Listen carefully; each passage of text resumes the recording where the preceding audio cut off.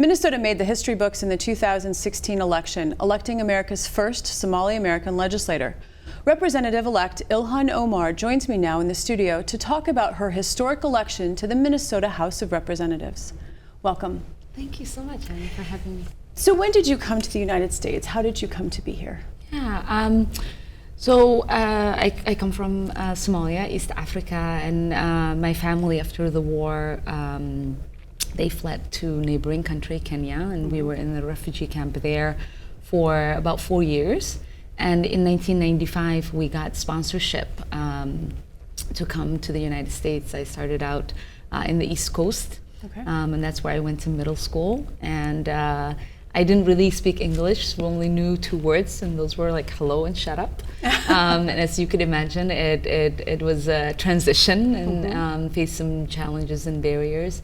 But we ultimately decided to move to Minnesota a few years later, the start of my freshman year of high school, because my father believed that Minnesota would offer an opportunity for a great education and economic stability. So my whole family relocated here. And how did you get involved in politics? My father and grandfather were born during colonial times in Somalia, and I'd always been excited about the ideas of democracy and never really got to fully participate in a free democracy where they could vote in elections. And so when we moved here and established ourselves in Minnesota, my grandfather wanted to take that opportunity to get involved. And so I took him to our first caucus gathering to participate in that grassroots participation level. And for me, that was the beginning of my political involvement and political career. And so in order to become the DFL nominee, you defeated longtime incumbent Representative Phyllis Khan in the primary. What about your message as a newcomer do you think resonated with the voters? Yeah, well, one, I want to say I greatly honor the legacy Representative Khan has had in our state and the one that she leaves. It is an honor to follow in her footsteps. Our district likes to make history, and so this is another tick in that history pile. I think we had a message of unifying our district. We live in one of the most diverse districts in the state, if not in the nation, and we knew we had to build a coalition, a winning coalition of students, East Africans, and longtime residents who believes in a vision of being a progressively bold in advocating for issues around affordable and accessible higher ed, in closing the opportunity gap in education and advocating for wraparound services, in fighting for environmental justice and divesting from fossil fuels, and the one issue that was dear to my heart, which is criminal justice reform. And so that message of taking action in the true sense of what it means to be progressive really resonated with the district, and that's how we were able to not only defeat a 44-year incumbent and another opponent, but also increase voter turnout by 37%, and in the general election win with 4,000 more votes than anyone has historically gotten in our district. So you've talked about a lot of the issues that you're passionate about.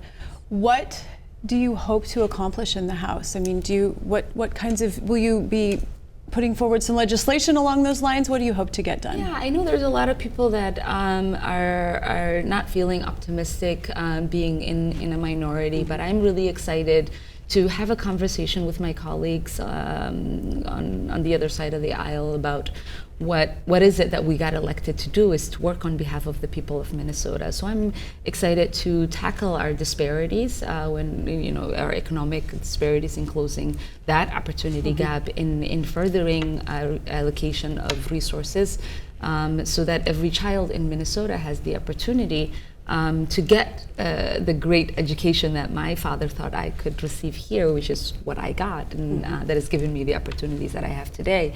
And making sure that people in my district and across the state who have that entrepreneurial spirit that's driving them have the resources that they need to open small businesses and to continue to build their small businesses, and making sure that we are reforming criminal justice in our state, and that we understand that it costs us more money to send people away than it would cost us for us to rehabilitate them and look at restorative justice measures that brings them back into the society, reformed and as full citizens to partake in rebuilding the communities that they live in. So I want to touch just briefly on some recent events. When President-elect Donald Trump was here in Minneapolis, he pointed to the stabbing by the Somali-American at the St. Cloud Mall. And then this week we had another incident at Ohio State University. So there is a lot of concern about these young Somali men and their susceptibility to a message of extremism. What is your perspective on that? Yeah, I mean, it's just disheartening to see what has taken place, and my condolences to the families that are affected by these incidents.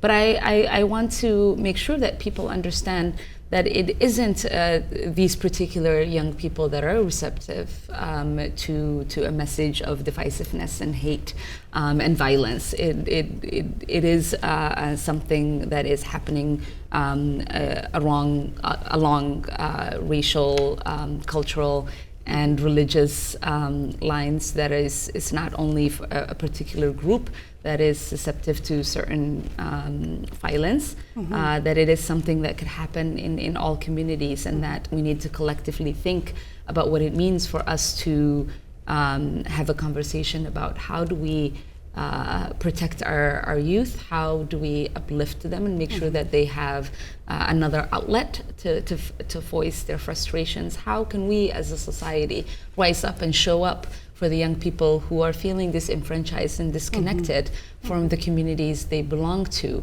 And how could we assure that we are sending a message of love and not one of hate and violence?